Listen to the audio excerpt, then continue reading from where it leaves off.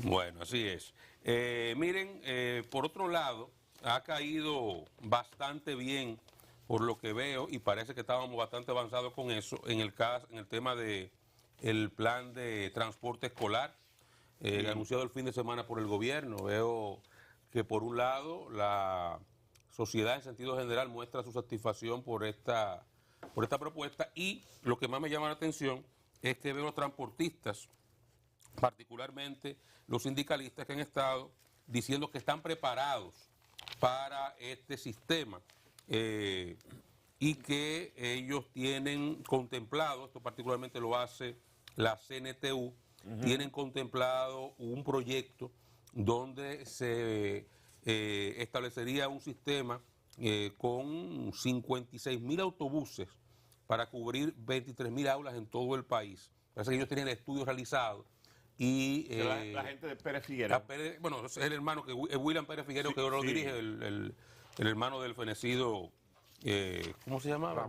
Ramón Pérez. Ramón, Dios lo tenga en gloria. Que muchos años de lucha también en el sector transporte.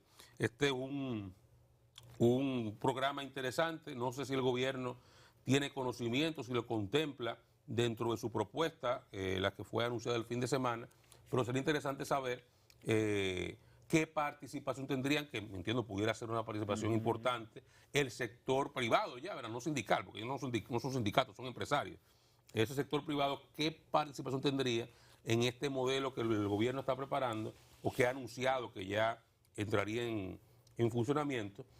Porque la verdad es que la noticia ha caído muy bien entre la población en sentido general, que muestra el deseo de que esto se implemente rápidamente. Y básicamente, Oscar, en la escuela pública del interior, porque aquí en la capital de alguna manera los estudiantes tienen la forma de llegar a su colegio, escuela, en algún vehículo.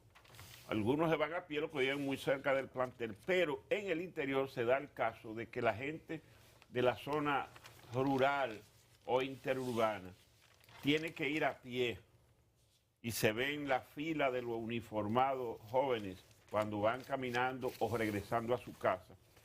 Y a veces recorren distancias extremadamente largas y llegan de su casa a la escuela agotados, sudados, ese tipo de cosas. Y también cuando regresan de la escuela a la casa, llegan otra vez después de haber recorrido varios kilómetros muy agotados. Eso es fundamental en el interior, que es una necesidad sentida. Pues mire, en el interior yo creo, Freddy, que la cosa no es tan compleja. Con la cantidad de escuelas que se han ido construyendo después del 4% para la educación, las distancias no son tan largas como para los tiempos míos, para los tiempos suyos. Sí. Pero en la capital, en los centros urbanos, es una situación complicada y eso viene a aliviar la vida de la gente. Dice hoy Eduardo Hidalgo, que lo abordan sobre el tema. Eduardo Hidalgo es el presidente del sindicato de los maestros, que esto no es nuevo. Es verdad que no es nuevo. En una administración pasada se intentó y se hizo un programa piloto en Villa Altagracia, luego eso se descontinuó y ahora se está retomando.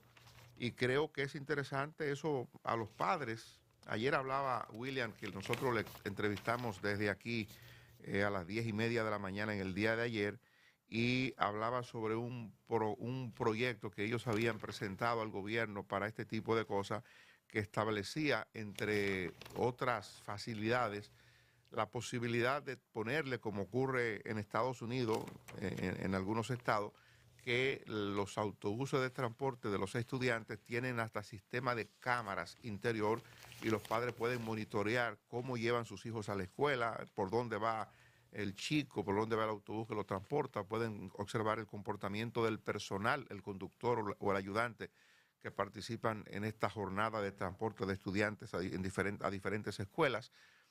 Yo no conocía que ese proyecto era tan completo, el que se le había presentado al gobierno, que no sé cuál es el que el gobierno finalmente va a acoger o las particularidades del programa de la movilidad de estudiantes que ha presentado el gobierno. Hay una nota en el día de hoy de Antonio Marte hablando de que ellos tienen una reunión a las 4 de la tarde con el director de Intran y van a conocer informaciones adicionales a partir de ahí. Yo pienso que para el ministro de Educación, en medio de ese barullo de temas por resolver que tiene el ministro, este es un tema adicional que tiene que buscar gerentes que funcionen, porque meterle a todo lo que tiene de atraso, educación, todos los líos de los que hemos hablado en los últimos tiempos, y ahora le ponemos esta tarea adicional para la que hay recursos, porque educación tiene recursos. Recordemos que en este año, por ejemplo, se quedará una parte importante, 4.000 y tantos millones, que no se lograron ejecutar o no se habrán de lograr ejecutar en lo que resta del año. Es decir, que el ministerio tiene recursos para embarcarse en tareas como esta, de facilitarle la vida a las familias dominicanas, a los estudiantes del sistema de educación público. Ahí viene el tema, es un tema por todas las aristas bueno. Primero invoco, y es el deseo, que esa licitación de la compra de esos autobuses no tenga la tradición de que el que quedó en segundo venga a objetar, número uno. Y tengo fe de que eso va a ocurrir bien y no habrá problema. Ahora, cuando yo vi eso, yo dije, caramba, comenzaron a hacer aportes para el caos de los tapones. Porque de materializarse esto, y tengo fe que lo va a hacer, además de lo que representa como economía para muchas familias, ayuda también al tema del transporte, porque es que eso te va a sacar de circulación vehículos y vehículos para concentrarlo en este transporte, porque eso ayudará de una u otra manera, hasta los motores o como fuese. Y me gustó eso de las cámaras para garantizar un poco el tema de la seguridad de los niños. Así que ese es un buen paso, y desde ya abogo que, incluyendo la licitación, no tenga ningún problema y que se materialice este 2023. Tú sabes que yo, desde el principio, mostré resistencia a la asignación del 4%, cuando andaban con las sombrillas amarillas aquellas, por algo que en su momento Leonel Fernández decía, siendo presidente, y que yo estaba de acuerdo con él, simplemente entendía que él, y se lo decía en su momento, que no le lucía decirlo, porque él había sido presidente ya 8 años consecutivos, y era que no había planes en que gastar ese dinero, hay que invertirlo correctamente. Y uno de los elementos que yo recuerdo que siempre he manifestado, y que le critiqué en su momento al propio presidente Medina cuando inició la aplicación del 4%, era que aquí no habíamos discutido el modelo de escuela que teníamos que hacer. Es que comenzamos a sembrar el país de escuela, y escuelita por aquí, escuelita por allá, escuelita por aquí, escuelita por allá, y no discutimos un modelo de escuela y un sistema para implementar ese modelo de escuela. Y yo reflexionaba en este sentido, que en lugar de tener 7 escuelitas por ahí distribuidas, tenemos que hacer grandes politécnicos con instalaciones para 3, 4, 5 mil estudiantes de diferentes niveles, con talleres, con polideportivos, con todas las instalaciones necesarias para cubrir poblaciones grandes y crear sistemas de transporte que llevan muchachos para allá. Pero eso nunca lo discutimos aquí. Entonces ahora tenemos el país sembrado de escuela y los muchachos que llevaron a la escuela, igualito. Pero ya no escuelas con facilidades amplias, sino a escuelitas con las mismas limitaciones que, por ejemplo, aquí tenemos una tanda extendida que solamente ha servido para darle comida a los muchachos. Aquí tenemos 10 años con tanda extendida, en teoría, 1 millón de muchachos que sí, se alimentan bien, es verdad, pero que después de las 2 de la tarde lo que hacen es dormir y echar barriga. No hay un taller de banistería, de refrigeración, no hay una pista de atletismo, no hay una cancha de basquetbol, no hay un play de pelota, no hay un auditorio donde practiquen piano, donde practiquen danza, actuación, nada. Nada. Se hizo un modelo en San Luis. No hay. Yo no digo que no haya en ningún sitio. En algún sitio hay un saloncito que usan para aquello, pero no hay un modelo. Así. No hay un modelo. Lo que estamos haciendo es, lo que hicimos fue improvisar. No tenemos, hay lugares donde se harán de tripa corazón y habrá un profesor que vive en la zona o que da inglés o que da español, pero también sabe de canto, sabe de guitarra y también cogen una guitarra y enseñan a los muchachos. Pero eso es porque están las condiciones en ese lugar particular, no porque desarrollamos un sistema para eso. Y parte de lo que estamos enmendando es esto. Eso que usted ve el transporte, esto es de atrás para adelante, que vamos cosiendo este vestido. El traje lo vamos haciendo de atrás para adelante. Entonces ahora tenemos que ver cómo solucionamos el tema del transporte escolar. Va a haber un tipo de solución que, por ejemplo, no va a afectar eso que dice Luisín. Para mí va a ser más tapones que va a haber. Ahora, hay que resolverlo, pero lo que va a haber más tapones. Porque es que el niño que va a pie en un motor, 3 en un motor, se van a montar en un autobús. Van más dignos, pero hay más tapones. No nos equivoquemos con eso. ¿Entiendes? Entonces, es un tema de que estamos cosechando la falta de planificación. Estamos pidiendo con consignas recursos, la sociedad se puso para eso, le entregamos los recursos, ahí se ha gastado, el ministro lo ha dicho, no lo digo yo, el ministro lo dice, que hemos votado todo ese dinero. 250.000 millones de pesos votados. Pero eso es un año. Sí. Eso es un año. Decía él en una entrevista del fin de semana, que publicó Diario Libre ayer, que en el 6º año de educación básica, o sea, cuando el carajito pasa a 6º de primaria, o sea, pasa a 6º de primaria, va a 7º, tiene realmente 3 años de educación básica. O sea, que lo que está en el 4º año, pasó a 4º año, a nivel de conocimiento. Decía él ayer. O sea, ese es el déficit que tenemos aquí, de aprendizaje. Y es botando el dinero que estamos en todos los órdenes. Lamentablemente, ¿por qué? Porque no nos planificamos.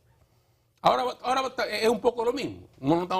Es una solución enmendar un problema. Están las escuelas distribuidas por todos lados, hay que llevar a los muchachos, bueno, vamos a llevarlos. Pero no pensamos nada de esto. Y por eso estamos cosechando lo que sembramos. Sí, en una ocasión. Cuando yo digo, perdón, Freddy, cuando digo que al barullo de educación se le suma esto al ministro, es justamente por ese tipo de cosas que lo digo. O sea, hay temas fundamentales, hay temas vitales en el problema de la educación. Eso de que no hemos sido capaces todavía de estructurar de manera adecuada la jornada extendida, ese es un problema que no hemos resuelto.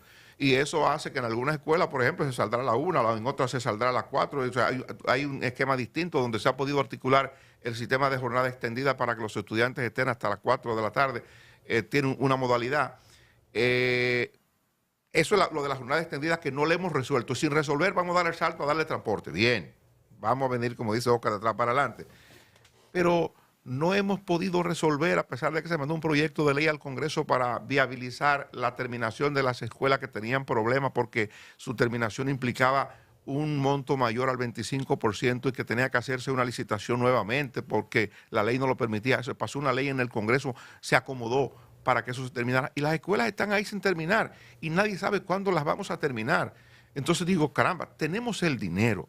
Y no hemos sido capaces ni siquiera de hacer las cantidades de planteles que debemos hacer en los puntos donde hay demanda de planteles. Incurrimos en errores, entre comillas, para hacer escuelas en sitios donde ya habían escuelas, incluso una muy cerca de la otra, simplemente porque algún ingeniero, algún compañerito quería ganarse un dinero. Esos son de los casos que se han dado. Pero no hemos resuelto esos temas que son fundamentales en el sistema. Para no hablar entonces del asunto de la formación de los maestros, para no hablar de la modificación a la currícula, al programa de enseñanza que estamos impartiendo como contenido a los niños que se inician en educación básica, en la parte básica, en la parte inicial. Es decir, en medio de todos esos retos que son importantes, vitales, ahora nos vamos a meter en eso, que es bueno, yo no digo que es malo, pero que caramba, debimos comenzar por el principio. Sí, yo decía que en una ocasión me tocó hablar con el profesor Fulcar, que todavía no era ministro de Educación, y él hablaba de ese tema que puso Oscar, de hacer grandes politécnicos en los municipios, en la provincia, a los fines de que 2 o 3 miles de estudiantes puedan concurrir allí, hacer el bachillerato ordinario, hacer carrera técnica, y una forma de concentrar grandes instalaciones escolares para justamente garantizar el transporte. Y él ponía de ejemplo el Politécnico de San Luis y el especializado en tecnología, el ITLA, que tiene transporte. Los muchachos que van de aquí, de la capital, tienen 3 rutas de guagua donde se concentran en un punto y lo lleva hasta el ITLA, pero también hay una ruta de guagua de San Pedro y de Boca Chica que lo lleva allí.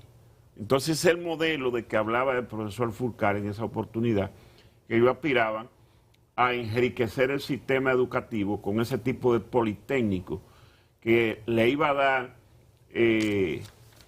aula a los estudiantes, opciones de estudiar carrera técnica y además el transporte y es una especie de tanda extendida que los reúne todo. Así es. Miren, por otro lado,